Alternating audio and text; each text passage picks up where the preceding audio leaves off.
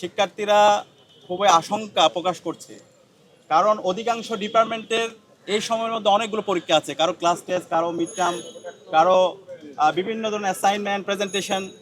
তো এই যে আপনার নির্বাচন উপলক্ষে উৎসবমুখর পরিবেশ বিরাজ করছে, সে জায়গায় এই পরীক্ষার কারণে শিক্ষার্থীরা নির্বাচনের যে প্রচারণা এবং নির্বাচন কেন্দ্রিক যে অ্যাক্টিভিটিগুলো আছে সেই জায়গায় তারা বাধাগ্রস্ত হচ্ছে। সেই জায়গা থেকে আমরা বিশ্ববিদ্যালয়ের প্রশাসনকে জানিয়েছি, যেহেতু ডাকসু নির্বাচন সারা দেশের মানুষ আমাদের দিকে তাকিয়ে আছে এবং আমরা এর মাধ্যমে একটা গণতন্ত্রের নজির স্থাপন করতে চাই, সেই জায়গা থেকে যে পরীক্ষাগুলো আছে সেই পরীক্ষাগুলো 9 সেপ্টেম্বরের পরে যদি নিয়ে যাওয়া যায় তাহলে এটা সবার জন্য ভালো হবে। তো এই ইতিমধ্যে আমরা বিশ্ববিদ্যালয় প্রশাসনকে জানিয়েছি এবং এটা হচ্ছে শিক্ষার্থীদের অন্যতম একটা প্রত্যাশা, তাদের আকাঙ্ক্ষা। এর পাশাপাশি আমরা দেখতে পাচ্ছি আমরা বিশ্ববিদ্যালয়ের শিক্ষার্থীদের উচ্ছ্বাস, কিন্তু আমরা যারা প্রার্থীরা আমাদের আইডিয়াগুলো শিক্ষার্থীদের কাছে পেশ না করে বরং কাদা ছোড়াছুড়ি করতে, বিভিন্ন ধরনের আচরণবিধি লঙ্ঘন করতে, আমরা সবাইকে দায়িত্বশীল আচরণ করার জন্য অনুরোধ করছি।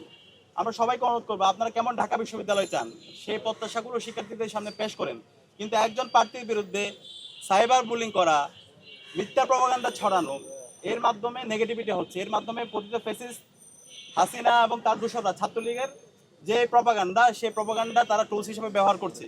তো সে জায়গা থেকে আমাদের সবাইকে আমি দায়িত্বশীল আচরণ করার জন্য অনুরোধ করব। এবং আজকে আমরা যেই ফ্যাকাল্টির সামনে দাঁড়িয়ে আছি সেটা হচ্ছে বিজনেস ফ্যাকাল্টি। বিজনেস ফ্যাকাল্টির শিক্ষার্থীরা অসংখ্য সমস্যার মধ্যে দিয়ে যাচ্ছে। আজকে যে এখানে লাইব্রেরি আছে, ই লাইব্রেরি, সেই ই লাইব্রেরি 2023 সাল থেকে বন্ধ আছে।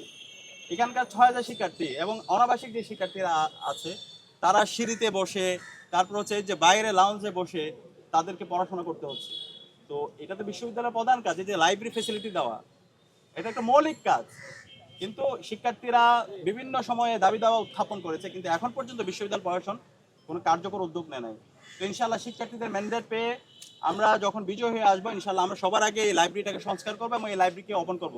ঢাকা বিশ্ববিদ্যালয় বিজনেস ফ্যাকাল্টির এই লাইব্রেরিকে আমরা সচল করব। এবং এর পাশাপাশি এখানে যে ক্যান্টিন আছে, সেই ক্যান্টিনের যে খাবার এবং খাবারের যে দাম অনেক অনেক বেশি এবং শিক্ষার্থীদের সাথে এক ধরনের বাণিজ্য করা হয়। তো এই ধরনের বাণিজ্য আমরা বন্ধ করবো, এখানে ভর্তুকি দিতে হবে এবং এটা শিক্ষার্থীদের সুলভ মূল্যে ক্যান্টিনের খাবারের মান নিশ্চিত করতে হবে। এবং পাশাপাশি আমরা বলছি আমাদের বিশ্ববিদ্যালয়ের শিক্ষকদের টিচার্স এভ্যালুয়েশন সেটা আমরা চালু করতে হবে। আমাদের বিশ্ববিদ্যালয়ের শিক্ষকরা তারা, আমরা বলে থাকি বিশ্ববিদ্যালয়ে আমরা যারা আছে আমরা হচ্ছে জুনিয়র স্কলার, আমাদের শিক্ষকরা হচ্ছে সিনিয়র স্কলার, কিন্তু শিক্ষকরা আমাদের সাথে যেই সুলভ আচরণ করে এবং ক্লাসের মধ্যে পাঠদানের যে কোয়ালিটি ইনশিওর করা সেটা আমরা দেখতে পাই না। আমাদের শিক্ষকরা একই সাথে আবার প্রাইভেট ইউনিভার্সিটিতেও ক্লাস নেয়, তারা প্রাইভেট ইউনিভার্সিটিতে যেভাবে সিরিয়াসের সাথে ক্লাস নেয়, আমাদের এখানে শিক্ষার মান এবং হচ্ছে পড়াশোনার যে কন্টেন্ট সেগুলো মনে হয় হচ্ছে একটা খুবই মানে গা ছাড়া দেওয়া ভাব।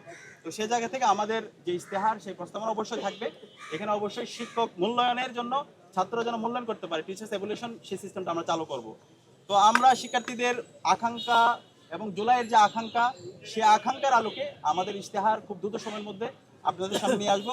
এবং আমরা সবসময় বলছি আমরা এমন একটা ঢাকা বিশ্ববিদ্যালয় বিনির্মাণ করতে চাই যেখানে কোনো ধরনের জুলুমতন্ত্র থাকবে না, যেখানে কোনো ধরনের দাসত্ব থাকবে না, এবং যেখানে শিক্ষার পরিবেশ থাকবে। এবং এই বিশ্ববিদ্যালয়টা হবে একটা গবেষণা ভিত্তিক বিশ্ববিদ্যালয়।